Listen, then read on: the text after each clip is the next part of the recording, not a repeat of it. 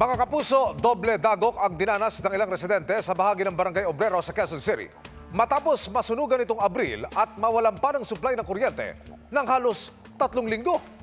Dumulog sila sa inyong Kapuso Action Man. Halos 100 pamilya ang apektado ng sunog na sumiklab sa Makabayan Street sa Barangay Obrero, Quezon City nitong Abril. Pero hindi lang yan tumupok sa kanilang bahay at iba pang ari-arian, kundi nanganak din ng iba pang problema. Bigla pong naputol na po yung supply ng kuryente. Nataon pa pong napakainit po ng panahon.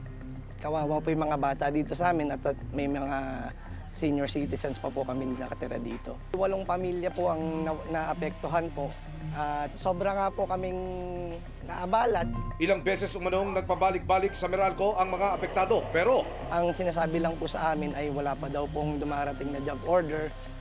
Tapos kinabukasan, babalik po kami. Ganun pa rin po ang nagiging sagot po nila. mga kapuso, makaraan ang halos 3 linggo nang sumiklab po ang sunog dito sa Barangay Obrero, Quezon City. Dumulog po ang mga residente sa team ng inyong Kapuso Action Man dahil pawang nawalan ng supply ng kuryente ang lugar na ito. Agad na umaksyon ang inyong lingkod at idinulog natin sa Meralco ang problema ng ating mga kapuso. I'd like to seek their understanding na hindi naman din kasi talaga po agaran yan.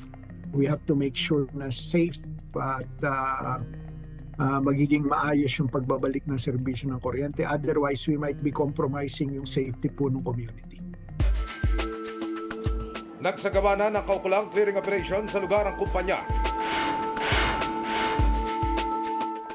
At ngayon, balik na po ang kuryente sa lugar na ito. Maraming salamat po kay Mr. Emil Sumangil at natugunan po yung panawagan po namin na magkaroon po ng ulit ng supply ng kuryente dito po sa compound namin. Mission accomplished tayo mga kapuso. Para po sa inyong mga sumbong, pwedeng mag-message sa Kapuso Action Man Facebook page o magtungo sa GMA Action Center sa GMA Network Drive, corner Samar Avenue, Diliman, Quezon City. Dahil sa anumang reklamo, pang-aabuso o katiwalian, tiyak may katapat na aksyon sa inyong Kapuso Action Man.